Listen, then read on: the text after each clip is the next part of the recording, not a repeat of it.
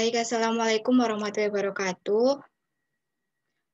Waalaikumsalam. Waalaikumsalam warahmatullahi wabarakatuh. Perkenalkan, nama saya Nilam Jaya Tulisyana, NRP 50052010119 dari Departemen Biologi.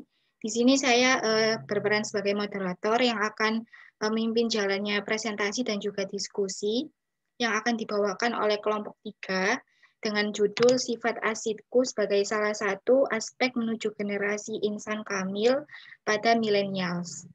Sebelumnya, apakah kelompok 3 sudah siap? Siap. Siap. Ya, baik. Ya, baik. Waktu dan tempat untuk kelompok 3 saya persilakan. Assalamualaikum warahmatullahi wabarakatuh. Kami dari kelompok 3 ingin mempresentasikan yaitu tentang sifat asidku sebagai salah satu aspek menuju generasi insan kamil pada millennials. Sebelumnya, saya ditemani dengan teman-teman saya berjumlah 4 orang. Perkenalkan, saya sendiri Gilgar Jaya Saryo dengan NRP 5006201103.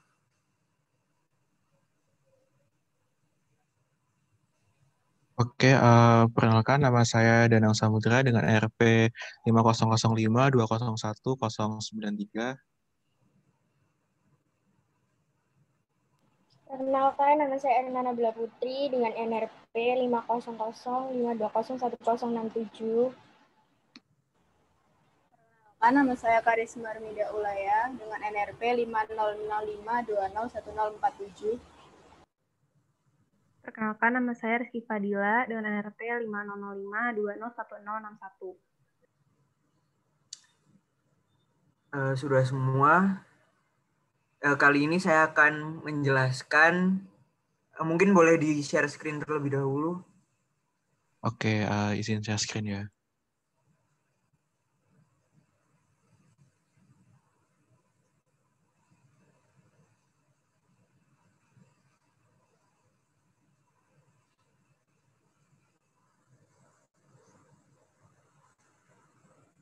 Ya, apakah sudah terlihat?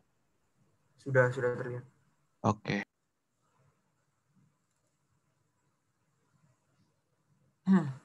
Ini adalah judul dari presentasi kami, Sifat Asidku sebagai salah satu aspek menuju generasi insan kamil pada millennials.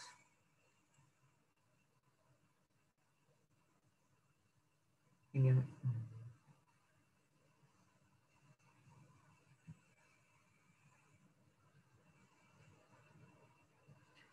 Berikut ini presentasi kami dibagi menjadi 5 bagian, yaitu bagian pertama pengertian, lalu contoh masalah yang terjadi, metode penelitian, hasil dan pembahasan, dan kesimpulan.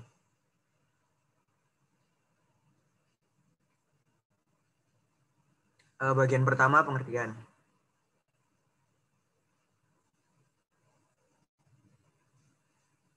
Sifat asidku ini termasuk dalam 3 bagian dari iman, Islam, dan ihsan. Iman sendiri merupakan kepercayaan atau yang berkenaan dengan agama, keyakinan, dan kepercayaan kepada Allah, Nabi, Kitab, dan sebagainya. Islam yaitu mempunyai arti taat, tunduk, patuh, pasrah, berserah diri kepada Allah. Lalu ada ihsan yang berasal dari kata kerja, fi'il, hasuna, yasunu, hasanan. Artinya baik dan berbuat baik.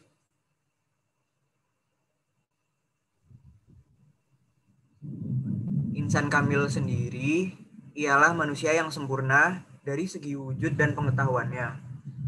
Kesempurnaan dari segi wujudnya ialah karena dia merupakan manifestasi sempurna dari citra Tuhan yang pada dirinya tercermin nama-nama dan sifat Tuhan secara utuh.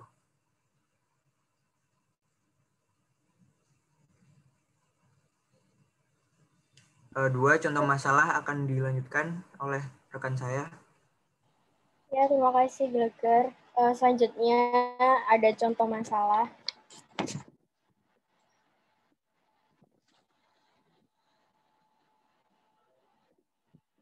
Nah, ini beberapa contoh-contoh masalah dari sikap tidak jujur. Yang pertama itu ada kebohongan KKB Papua terbongkar lagi. Aku tembak prajurit TNI Yonif 700 WIC padahal ini faktanya. Terus ada lagi fakta soal kebohongan pelajar yang picu pemenggalan guru Perancis. Terus ada peristiwa bohong pada orang tua bertahun-tahun. Gadis ini mengaku kuliah di Oxford terbongkar karena acara TV. Setelah itu ada Habib Rizik didakwa sebarkan kebohongan tes swab untuk bikin onar.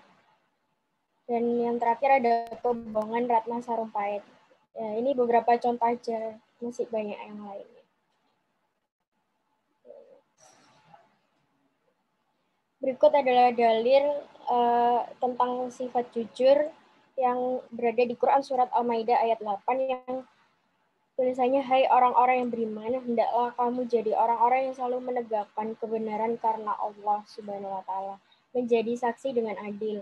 Dan janganlah sekali-kali kebencianmu terhadap suatu kaum mendorong kamu untuk berlaku tidak adil. Berlaku adillah karena adil itu lebih dekat kepada takwa, dan bertakwalah kepada Allah, sesungguhnya Allah Maha mengetahui apa yang kamu kerjakan.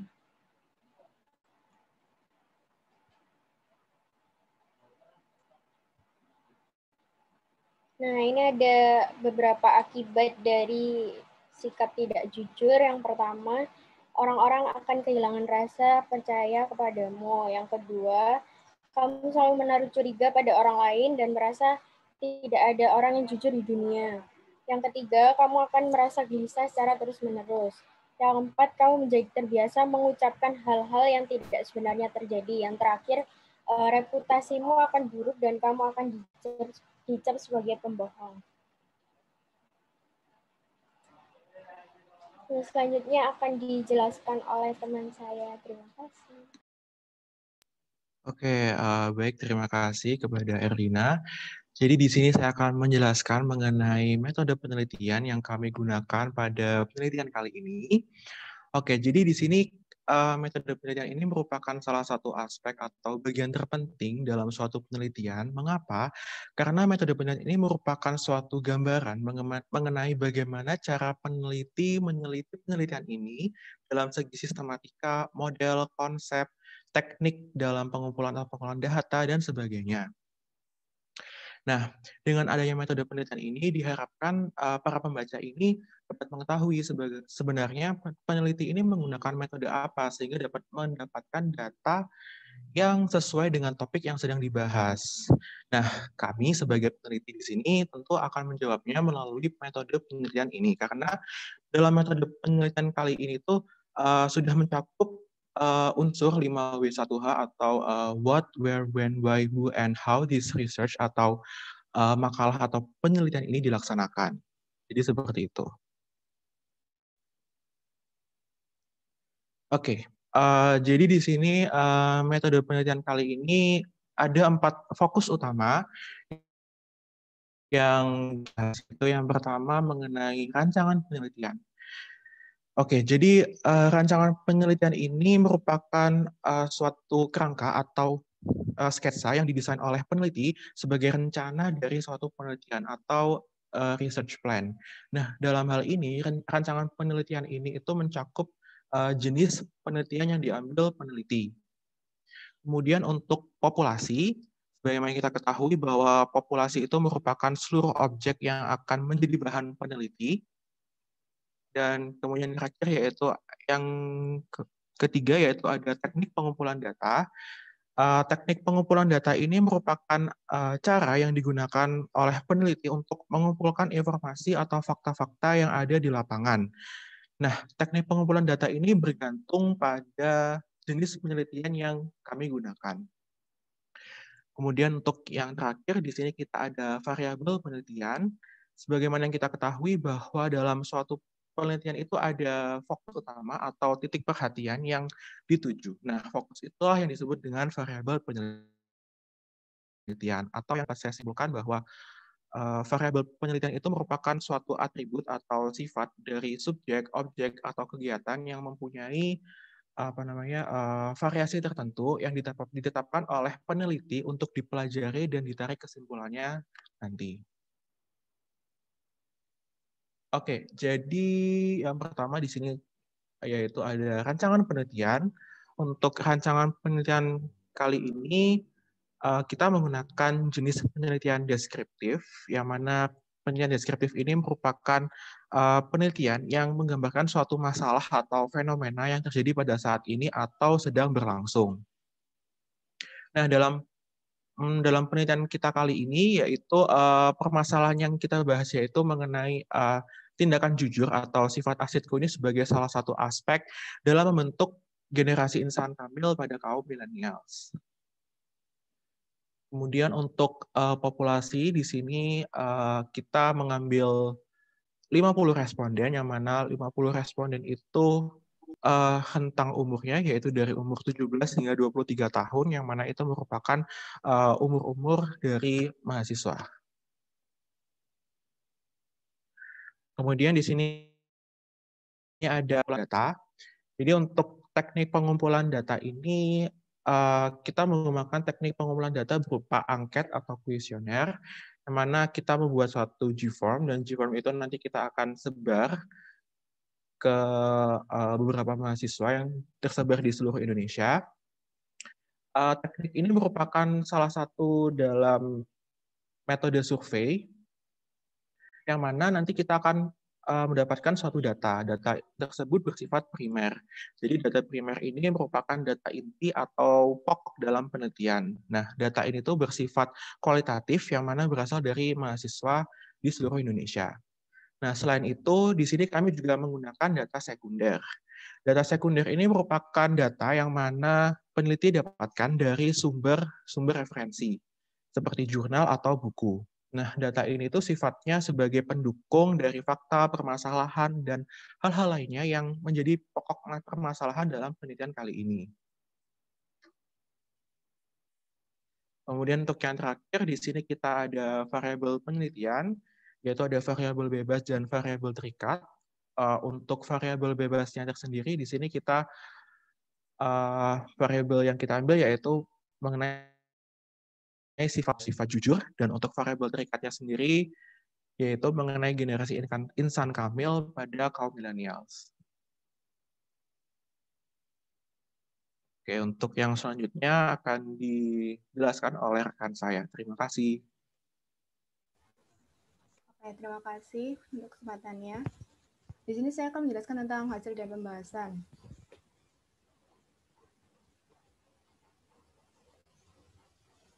Nah, dari diagram 1 di sini bisa kita lihat perbedaan umurnya.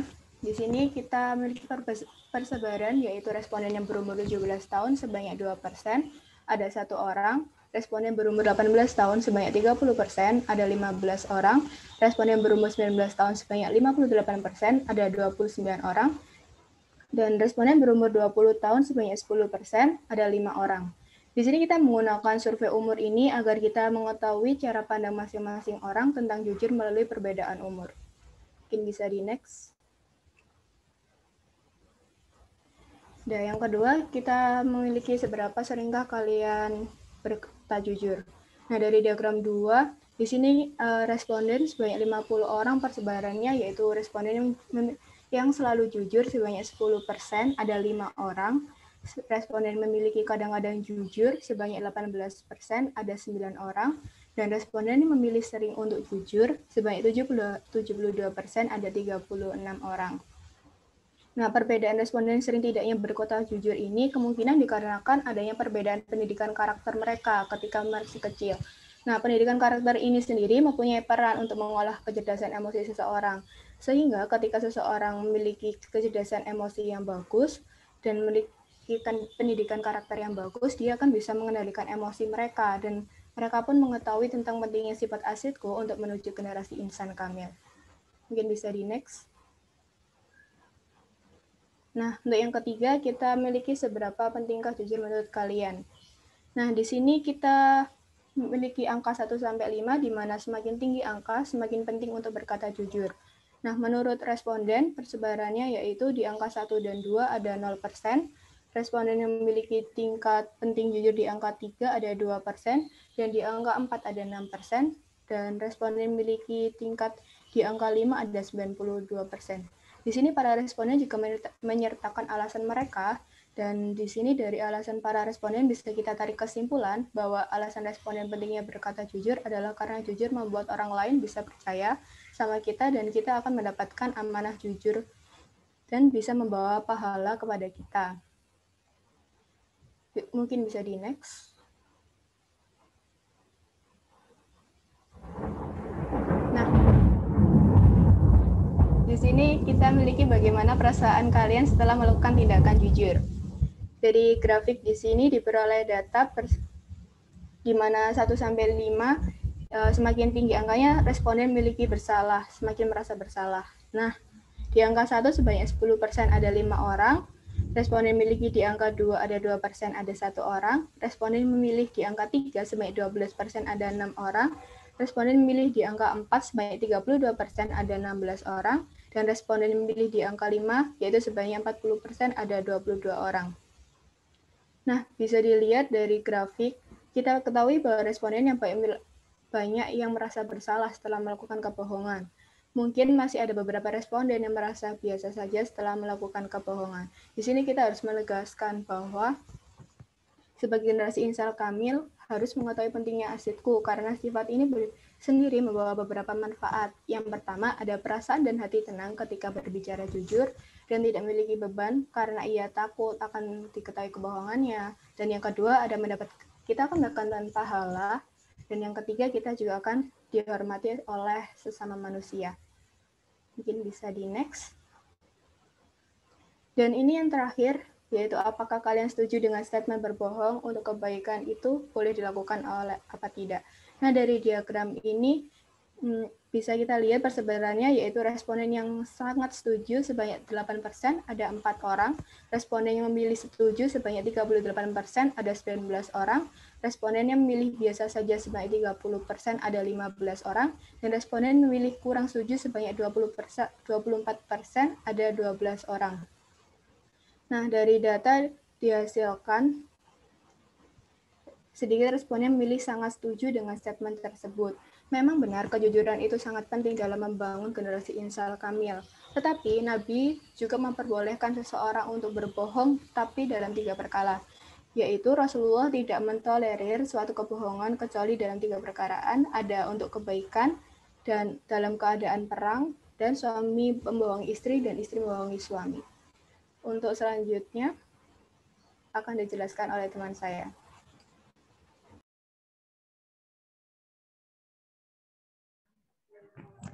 Ya, terima kasih atas kesempatannya. Di sini saya akan menjelaskan tentang kesimpulan.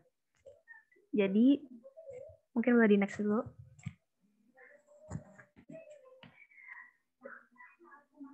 Ya, setelah melakukan survei penelitian yang berjudul Sifat Asidku sebagai salah satu aspek menuju generasi insan kamil pada milenial, kesimpulan yang dapat diambil adalah sebagai berikut. Aspek jujur cukup penting dalam kehidupan kita, sebagaimana dijelaskan di dalam Al-Quran. Namun masih banyak mahasiswa yang kurang memahami hal ini sehingga kami lakukan sebuah penelitian. Penelitian ini dilakukan menggunakan metode survei dengan menyebarkan kuesioner lewat Google Form. Dari jawaban para responden dapat dikatakan bahwa responden cukup sering melakukan tindakan jujur, merasa bersalah setelah melakukan tindak tidak jujur, dan menganggap jujur merupakan hal yang penting dalam kehidupan. Selanjutnya, para responden juga memiliki berbagai jawaban dalam menyetujui statement berbohong untuk kebaikan. Di sini kami juga memberikan saran kepada mahasiswa untuk terciptanya generasi milenials yang memiliki sikap insan kamil, yaitu dengan lebih rajin beribadah dan mendekatkan diri kepada Allah Subhanahu wa Ta'ala. Lalu selalu berbuat kebaikan dengan melakukan hal-hal terpuji, salah satunya yaitu jujur. Sehingga aspek jujur dalam menuju generasi insan kamil pada milenials dapat terpenuhi dengan baik dan benar. Dengan berakhirnya saya menyelesaikan kesimpulan dari presentasi kami, berakhir pula presentasi kami dan terima kasih atas perhatiannya. Saya kembalikan ke moderator. Terima kasih atas kelompok 3 untuk presentasinya yang sangat luar biasa. Selanjutnya kita akan beranjak ke sesi diskusi. di mana sesi diskusi ini terdiri dari 3 bagian, yaitu yang pertama, kami membuka 4 pertanyaan, kemudian untuk yang kedua kami membuka 3 pertanyaan, dan yang terakhir kami membuka 3 pertanyaan. Untuk para perwakilan kelompok yang ingin bertanya, diperbolehkan untuk raise hand, dan juga nanti kalau sudah saya izinkan untuk on mic, bisa langsung on mic. Baik, yang pertama sudah ada Divana Tias Arinta, silakan untuk on mic. Baik, Assalamualaikum warahmatullahi wabarakatuh. Terima kasih atas kesempatan yang telah diberikan. Perkenalkan, saya Divana Tias Arinta dengan NRP 5005-201004, perwakilan dari kelompok 1. Jadi di sini saya ingin bertanya, kan seperti yang kita ketahui bahwa pada zaman sekarang ini sifat jujur itu tidak terlalu dijadikan sebagai suatu tolak ukur kecerdasan ataupun kesuksesan dari seseorang, di mana justru derajat kesuksesan itu yang dijadikannya itu adalah suatu kayak jabatan, kemudian suatu kemampuan dan sebagainya yang banyak tidak diiringi dengan kejujuran. Jadi bagaimana sih tanggapan kelompok pertama akan fenomena yang terjadi saat ini? Apakah bisa ditangkap pertanyaannya?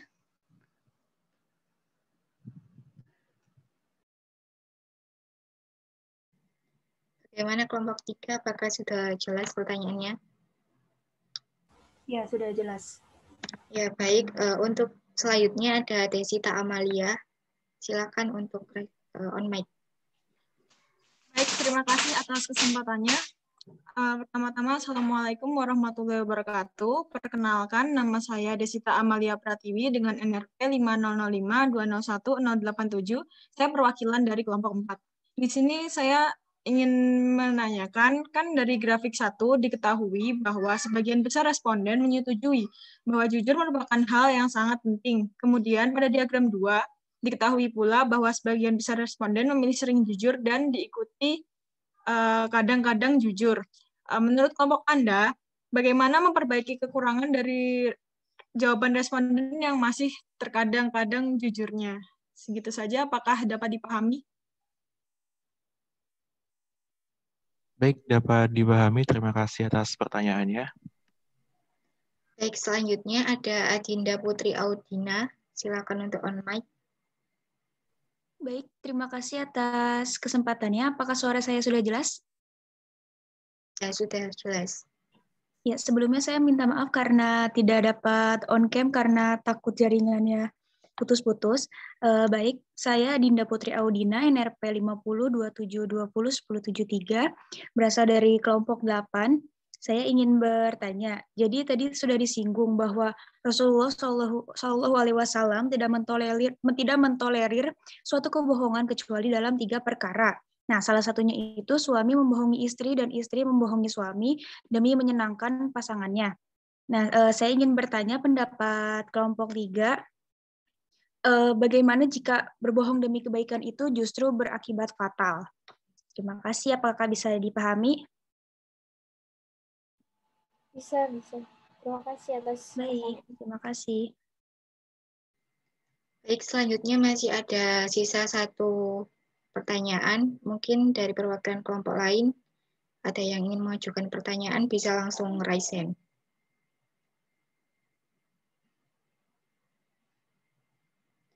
Baik, untuk Alivia, silakan on mic.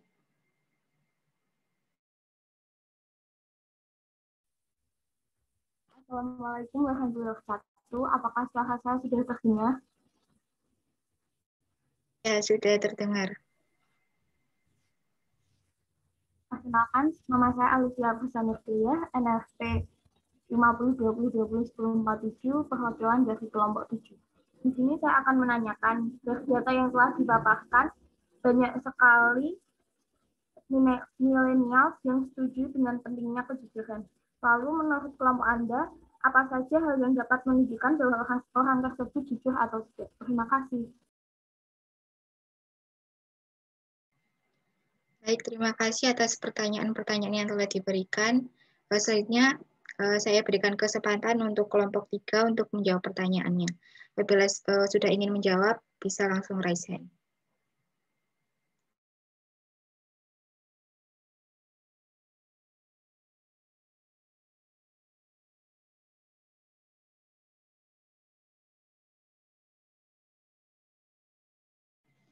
Ya, silakan Rizky Fadila untuk on mic. Ya, terima kasih atas kesempatannya. Saya Rizky Fadila, NRP 500520161 dari kelompok 3 ingin menjawab pertanyaan dari Diva Natias, kelompok 1 ya tadi. Gini, mungkin kesuksesan dan kecerdasan seseorang itu tidak diukur dari tingkat kejujuran seseorang. Tapi apabila seseorang memiliki tingkat kesuksesan dan kecerdasan tinggi, lalu dia ketahuan bertindak tidak jujur gitu, bohong, maka sebenarnya kecerdasan dan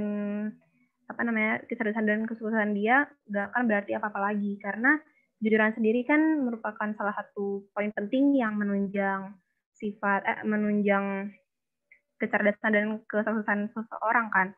Apalagi sukses itu salah satu jalan menuju sukses itu dengan kita bersikap jujur dalam segala hal. Agama Islam sendiri juga sangat mengedepankan sikap jujur sebagai akhlakul karimah yang harus dimiliki semua orang. Gitu. Apakah bisa diterima? Ya, sudah menjawab. Terima kasih. Ya, sama-sama.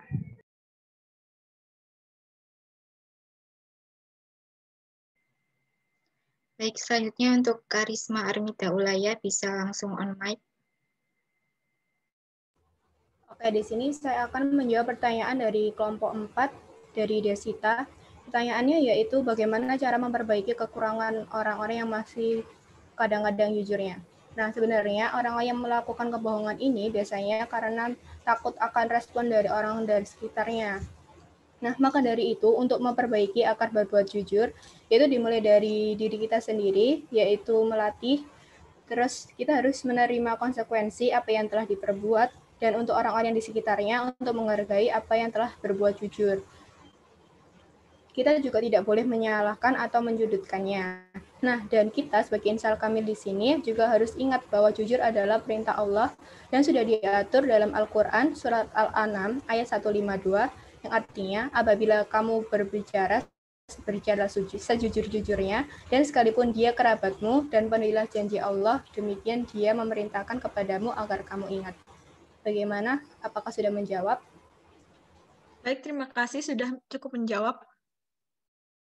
Ya, terima kasih.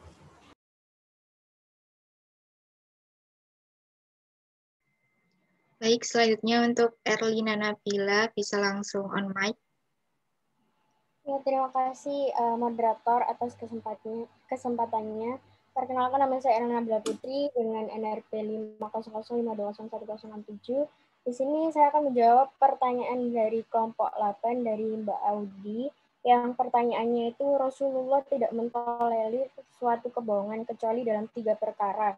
Salah satunya suami membohongi istri dan istri membohongi suami demi menyenangkan pasangannya. Akan tetapi, bagaimana jika berbohong demi kebaikan itu justru berakibat fatal? Jadi, di dalam masalah ini itu terdapat hadis yang diriwayatkan dari Atta bin Yasar. Beliau berkata, ada seseorang yang datang menemui Nabi SAW dan berkata, wahai Rasulullah, apakah aku berdosa jika aku berdusta kepada istriku? Nabi SAW menjawab, tidak boleh, karena Allah Ta'ala tidak menyukai dusta. Orang tersebut bertanya lagi, wahai Rasulullah, dusta yang aku ucapkan itu karena aku ingin berdamai dengan istriku dan aku ingin menyenangkan hatinya. Nabi SAW menjawab, tidak ada dosa di atasmu. HR Al-Humaydi dalam musnadnya nomor 329. Di dalam hadis ini menjelaskan hukum dibolehkannya ingin menyenangkan istrinya. Yang misalnya sedang ngambek atau marah, setelah itu kita memiliki tujuan untuk menghibur hatinya. Artinya tidak semua kebohongan itu diperbolehkan. Contohnya, saat suami merasakan masakan istri yang kurang enak, namun berkata sebaliknya karena ingin membuat istri senang dan menghargai jerih payahnya. Perkataan Nabi SAW tersebut juga menunjukkan bahwa dusta kepada istri atau kepada suami hukum asalnya tetap haram. Namun terdapat pengecualian, yaitu dusta untuk mendamaikan hati istri dan menyenangkan serta menghibur hatinya. Jadi jika pertanyaannya apakah Apakah akan berakibat fatal? Jawabannya adalah insya Allah tidak, karena Rasulullah SAW memperbolehkan kita berbohong hanya pada saat dalam 3 keadaan. Salah satunya yaitu berbohong untuk kebaikan atau kesenangan hati pasangan. Dan pastinya Rasulullah memperbolehkan hal tersebut adalah untuk suatu hal yang baik dan demi kesenangan pasangan dan kesejahteraan rumah tangga tersebut. Dan tidak mungkin Rasulullah SAW memperbolehkan sesuatu yang berakibat fatal atau buruk kepada umatnya. Apakah sudah cukup menjawab atau masih ada yang mau menambahkan? Baik, sudah Mbak Erlina. Terima kasih atas penjelasannya. Sama-sama. Baik, selanjutnya untuk Karisma Armida Ulaya, silakan untuk on mic. Oke, terima kasih atas kesempatannya. Di sini saya akan menjelaskan tentang pertanyaan dari kelompok 7. Apa saja hal yang dapat menunjukkan bahwa orang tersebut jujur atau tidak? Nah, di sini kita bisa melihat orang berkata jujur atau tidak adalah dengan melihat bagaimana cara dia menjelaskan, menyampaikan. Nah, orang yang berkata jujur itu akan mengatakan sesuatu dengan tenang, tidak terbata-bata, dan tidak basa-basi. Dia juga bisa menjelaskan secara detail, dan kita bisa mengenali orang berbohong atau tidak dengan melihat matanya. Jika dia berbohong, matanya dia akan tidak fokus. Bagaimana? Apakah menjawab? Baik, sangat menjawab. Terima kasih. Oke, sama-sama. Baik, untuk sesi diskusi yang pertama sudah selesai. Selanjutnya saya akan buka untuk sesi kedua, yakni 3 pertanyaan. Silakan untuk perwakilan kelompok yang ingin mempertanyakan, bisa langsung raise hand. Yang pertama, M. Arif, silakan untuk on mic. Baik, terima kasih moderator atas waktu yang diberikan. Nama saya Muhammad Arif Fala dari kelompok 2. Pertanyaannya, pada materi telah dijelaskan bahwa pendidikan karakter merupakan aspek penting agar seorang bisa jujur. Apakah di Indonesia sendiri sudah menerapkan pendidikan karakter ini, dan jika sudah, berikan contohnya. Terima kasih. Baik, selanjutnya untuk Lavanda Dista, silakan untuk on mic. Baik, Assalamualaikum warahmatullahi wabarakatuh. Saya Lavanda Dista Permata Putri, NRP 50062010005 dari kelompok 5. Jadi pertanyaan saya itu kan pada diagram 3, yaitu diagram apakah kalian setuju dengan statement berbohong untuk kebaikan itu boleh untuk dilakukan. Itu kan penulis menyimpulkan alasan responden terhadap statement berbohong demi kebaikan adalah salah, karena tidak setuju dengan berbohong demi kebaikan. Nah, apakah ini dikarenakan karena pemilih opsi yang biasa saja itu dimasukkan ke dalam kategori kurang setuju terhadap statement. Kemudian, mengapa jika seperti itu? Terus, kenapa nggak dimasukkan ke statement biasa saja itu dimasukkan ke kategori yang setuju terhadap statement? Apakah pertanyaannya bisa dimengerti?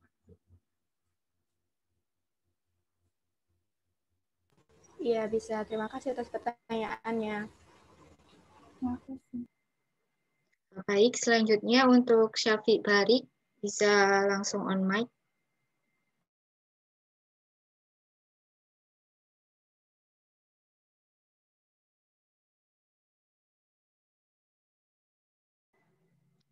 Ya, ternyata Syafiq sedang ada kendala untuk open mic. Maka saya akan membacakan pertanyaannya, yaitu dalam hal ini Rasulullah memperbolehkan kebohongan dalam 3 perkara. Salah satunya untuk kebaikan. Kebaikan dalam hal ini mencakup konteks yang seperti apa? Misalnya, berbohong untuk kebaikan diri sendiri, tetapi ada seseorang yang dirugikan. Lalu kita berbohong untuk kebaikan orang, tapi kita yang dirugikan, apakah termasuk juga? Terima kasih. Baik, untuk kelompok 3, apabila sudah ingin menjawab bisa langsung raise hand.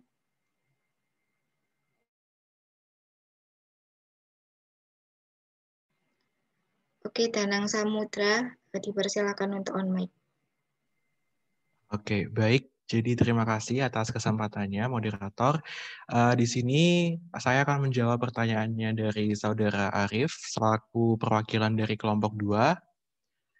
Jadi untuk mengenai pendidikan karakter sendiri, Indonesia ini telah menerapkan pendidikan karakter sejak dahulu dalam kurikulum.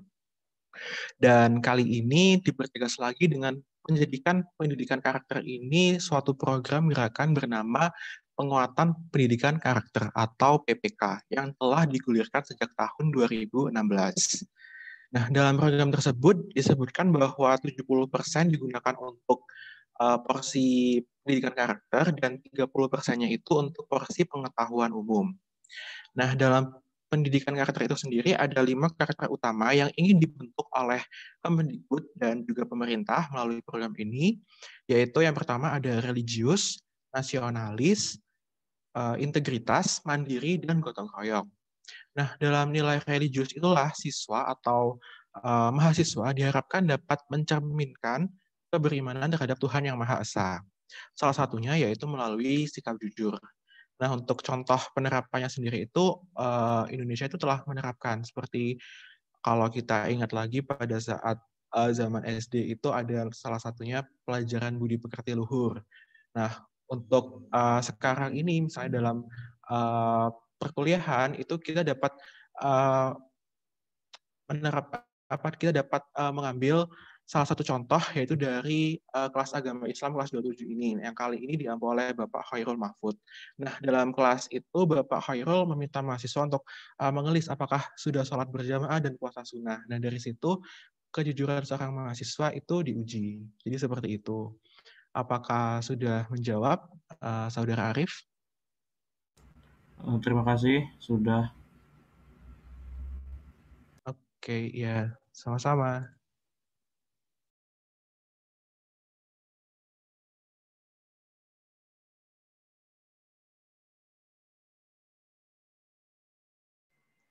Baik, selanjutnya untuk Gelkar Caisario, dipersilakan untuk on mic. Ya, sebelumnya izin untuk menjawab pertanyaan dari Lavanda selaku perwakilan kelompok 5. Pertanyaannya mengenai opsi biasa saja. Jadi di sini opsi biasa saja diletakkan pada opsi 5 dari 5 opsi tersebut karena opsi biasa saja ini terletak di antara sangat tidak setuju dan sangat setuju. Jadi mereka yang memilih biasa saja itu memilih untuk tidak berpendapat sepertinya. Jadi seperti itu. Maka dari itu opsi biasa saja tidak bisa dimasukkan ke setuju. Terima kasih.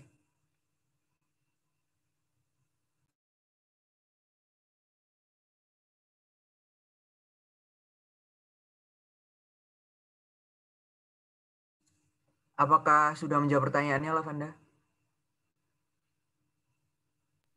Baik, sudah. Terima kasih.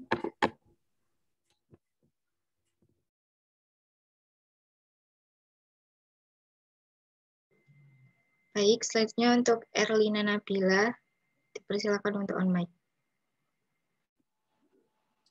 Ya, baik, terima kasih moderator atas waktunya. Di sini saya akan menjawab pertanyaan dari kelompok 11, yaitu dari Syafi.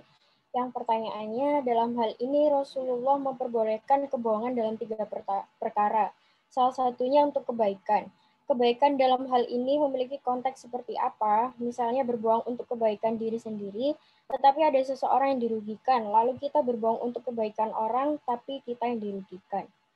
Nabi SAW pun membolehkan seorang muslim untuk berbohong saat berada dalam 3 keadaan, yaitu perang dalam jalan Allah atau jihad fisabilillah, yang kedua mengupayakan perdamaian antar sesama muslim, dan yang ketiga adalah interaksi suami istri dalam menjaga harmoni rumah tangga. Dalam kondisi pertama ini, yaitu perang dalam jalan Allah, misalnya kita membutuhkan strategi yang kuat untuk mengalahkan lawan, yang tidak mungkin disampaikan secara terang-terangan kepada pihak lawan. Karena kalau misalnya kita jujur dan menyampaikan strategi kita secara terang-terangan, itu akan bisa dibobol oleh lawan dan kita bisa kalah. Dan yang kedua, dalam kondisi kedua, berbohong untuk mendamaikan dua pihak yang bertikai dengan cara yang baik pula. Misalnya pihak ketiga atau yang mendamaikan memberikan hadiah atau memberikan sesuatu kepada pihak kedua yang di atas namakan pihak yang bertikai atau menyampaikan salam berupa pujian kepada keduanya. Pujian tersebut itu bisa seperti, kata si ini kamu baik banget, keren, dan lain-lain.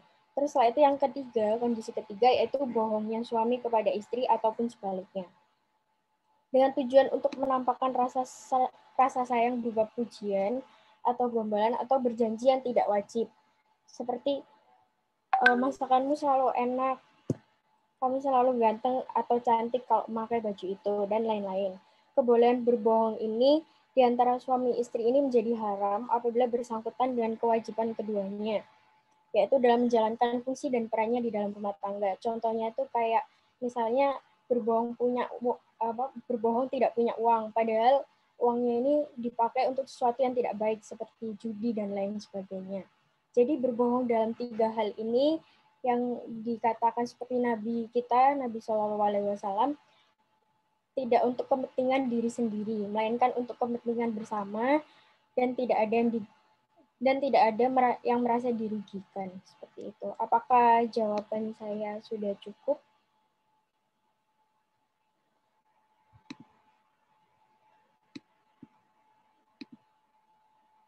Oke, baik. Terima kasih. Sama-sama.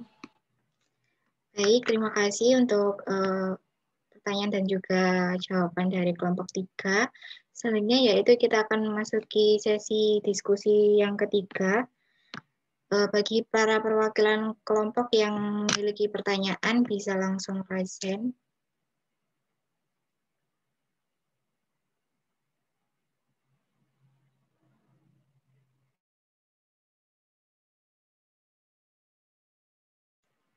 Baik, untuk Nadine Haninta, dipersilakan untuk on mic. Perkenalkan, saya Nadine Haninta, NRW 502-70014. Saya di sini sebagai perwakilan dari kelompok 9. Terima kasih kesempatannya untuk bisa bertanya. Dan saya itu, kita ini kan hidup di dunia itu untuk 2 tujuan, yaitu kehidupan akhirat dan duniawi. Nah, sementara saat ini tuh kan dalam kehidupan sehari-hari itu nggak sedikit orang yang bohong untuk mendapatkan kesuksesan duniawi. Nah, lalu pertanyaan saya yang sebenarnya itu, lalu bagaimana tujuan dari bahwa kita pada kesuksesan duniawi? Terima kasih. Baik, terima kasih untuk Nadine atas pertanyaannya. Selanjutnya untuk Muhammad Firdo, dipersilakan untuk on mic. Terima kasih atas waktunya. Saya Muhammad Firdo Kustiawan, perwakilan kelompok 10, NRP belakang 005. Seperti yang sudah Anda sekalian jelaskan dalam presentasi maupun dalam makalah Anda mengutip sebuah hadis bahwa Rasulullah memperbolehkan untuk berbohong tetapi dalam 3 hal, yaitu untuk kebaikan, dalam peperangan, dan interaksi sesama suami istri. Sebelumnya kita sudah tahu bahwa pedoman umat Islam yang pertama yaitu Al-Quran, lalu ada hadis, yang terakhir ijtihad. Misal ada seseorang dalam kondisi tertentu dia berbohong dalam sebulan. Tapi setelah kondisi tersebut selesai, tanpa sadar dia membawa kebohongan itu dalam kehidupannya sehari-hari. Tetapi dalam Al-Quran, surat Al-An'am ayat 152, langsung pada kalimat akhir, apabila kamu berbicara, bicaralah sejujurnya. Sekalipun dia kerabatmu dan penuhilah janji Allah. Demikianlah dia memerintahkan kepadamu agar kamu ingat. Terus terdapat pada surat Al-Ahzab ayat 70, hai orang-orang yang beriman, bertakwalah kamu kepada Allah. Dan katakanlah perkataan yang jujur atau benar. Lalu saya juga menambahkan kutipan dari hadis riwayat Ahmad, Muslim, At-Tirmizi, Ibnu Hibban. Kamu sekalian wajib jujur karena kejujuran akan membawa kepada kebaikan dan kebaikan akan membawa kepada surga. Terus yang terakhir yaitu terdapat hadis riwayat Muslim nomor 2607. Hendaklah kalian senantiasa berlaku jujur karena sesungguhnya kejujuran akan mengantarkan pada kebaikan dan sesungguhnya kebaikan akan mengantarkan kepada surga. Jika seorang senantiasa berlaku jujur dan berusaha untuk jujur, maka dia akan dicatat di sisi Allah sebagai orang yang jujur. Hati-hatilah kalian dari berbuat dusta, karena sesungguhnya dusta akan mengantarkan kepada kejahatan, dan kejahatan akan mengantarkan pada neraka. Jika seseorang sukanya berdusta dan berupaya untuk berdusta, maka ia akan dicatat di sisi Allah sebagai pendusta. Yang saya ingin tanyakan, jika hadis tersebut memperbolehkan seseorang untuk berbohong, sama saja kita telah melangkahi Al-Quran. Kenapa saya bisa memberikan pernyataan seperti itu? Yang sudah saya paparkan tadi di surat Al-An'am ayat 152 dan surat Al-Ahzab ayat 70. Bicaralah sejujurnya. Bicaralah. Ini merupakan kalimat perintah. Bertakwalah kamu kepada Allah dan katakanlah perkataan yang jujur atau benar. Ini juga merupakan kalimat perintah. Jika hadis tersebut memperbolehkan kita bohong, jadi kita sama saja untuk melangkahi Al-Quran. Padahal Al-Quran sebagai pedoman hidup utama kita. Bagaimana menurut pendapat kelompok Anda sekalian? Terima kasih. Baik, terima kasih untuk Virto atas pertanyaannya yang sangat luar biasa. Selanjutnya untuk Danendra Arya, persilakan untuk on mic. Ya, terima kasih atas waktu dan kesempatannya. Saya Danendra Arya Wisesa, perwakilan dari kelompok 6, akan menyampaikan pertanyaan dari kelompok kami. Yaitu, menurut data yang disajikan, menunjukkan bahwa hanya beberapa persen responden atau mahasiswa yang selalu jujur. Lalu bagaimana cara atau usaha kita agar semakin banyak responden atau mahasiswa yang selalu jujur dalam segala hal di kehidupan sehari-hari? Terima kasih. Baik, selanjutnya untuk kelompok 3 dipersilakan untuk menjawab. Apabila sudah ingin menjawab, bisa langsung raise hand.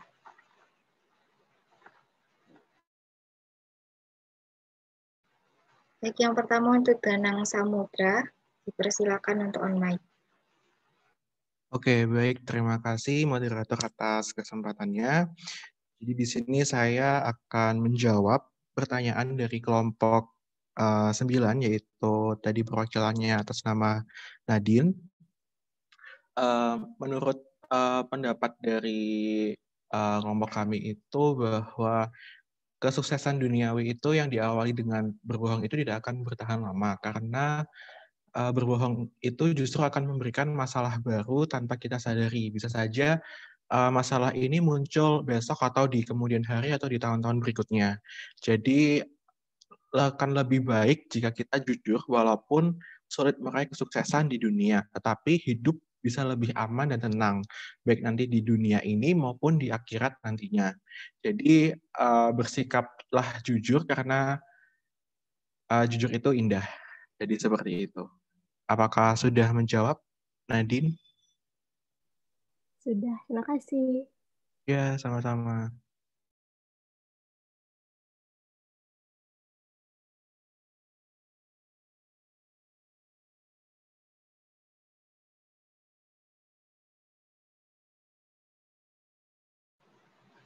Baik, selanjutnya untuk Rizky Fadila, dipersilakan untuk on mic. Ya, terima kasih atas kesempatannya. Di sini saya akan menjawab pertanyaan dari kelompok 6. Jadi upaya kita sebagai mahasiswa, misalnya untuk jadi orang yang lebih jujur lagi di dalam kehidupan kita itu paling simpelnya, paling mudahnya itu dengan sadar kalau Allah itu maha melihat. Kalau misalnya kita udah tanamin dalam diri kita punya rasa takut akan hal tersebut karena Allah selalu ngawasin kita setiap saat, ya kita akan ngerasa ngerasa sungkan gitu kalau misalnya mau bertindak tidak jujur. Terus kita juga dengan adanya rasa takut yang kita miliki akan Allah maha melihat itu, nantinya kita juga akan terbiasa melakukan hal-hal yang terpuji gitu. Mungkin itu aja. Apakah sudah menjawab?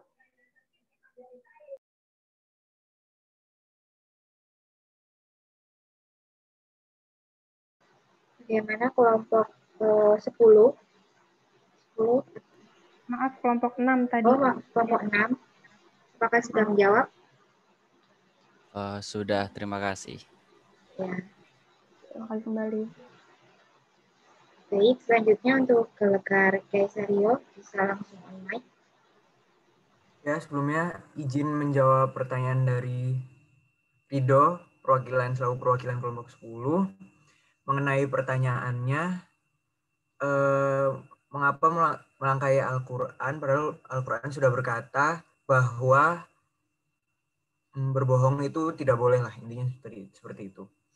Di sini saya juga mempunyai hadis riwayat Muslim nomor 4717 juga mengatakan ada 3 dusta yang diperbolehkan, yaitu dusta peperangan, dusta menamaikan pihak-pihak bertikai, 3, dusta suami terhadap istri atau istri terhadap suami. Di sini antara ketiga dusta ini tidak ada yang merugikan satu pihak maupun yang lain. Jadi di sini ibaratnya kita berbohongnya itu menuju tujuan yang baik. Lalu di sini juga ada beberapa hadis yang mendukung adanya berbohong untuk kebaikan itu sendiri. Apakah menjawab? Rido? Aku cuma mau menambahkan. Mungkin ini bukan pertanyaan, cuma menambahkan jawaban. Kalau menurutku, setidaknya umat Islam jadikanlah Al-Quran itu sebagai pedoman utama ya dalam kehidupan sehari-hari. Dan hadis itu penjelas dari Al-Quran yang dijelaskan oleh Rasulullah. Nah, kalau kita seumpama ada kondisi tertentu, seumpama di dalam Al-Quran itu seperti tadi, harus mewajibkan jujur. Tetapi dalam kondisi tertentu, Rasulullah berkata, yang sudah kelompok Anda sekalian jelaskan, dan kondisi tertentu itu tidak apa-apa dilakukan. Dan itu merupakan hadis berfungsi sebagai penjelas dalam Al-Quran.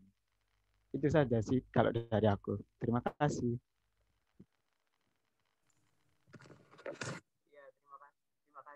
Terima kasih tambahannya Rido. Baik, terima kasih atas pertanyaan dan juga jawaban dari kelompok 3. Maka berakhir sudah untuk sesi diskusi pada kali ini. Sehingga yang dapat saya simpulkan dari presentasi dan juga diskusi dari kelompok 3, yaitu jujur merupakan hal yang sangat penting untuk diterapkan, karena jujur dapat menguntungkan kita, yakni antara lain dapat dipercaya, kemudian mendapatkan pahala, dan juga dihormati oleh sesama manusia. Kemudian untuk upaya dalam menjadikan sifat asyikku sebagai salah satu aspek menuju generasi insan kamil pada milenials, yaitu antaranya dengan lebih rajin beribadah dan mendekatkan diri kepada Allah Subhanahu wa taala. Sekian dari saya, moderator. Apabila ada salah kata, mohon maaf. Wassalamualaikum warahmatullahi wabarakatuh. Waalaikumsalam. Waalaikumsalam warahmatullahi wabarakatuh.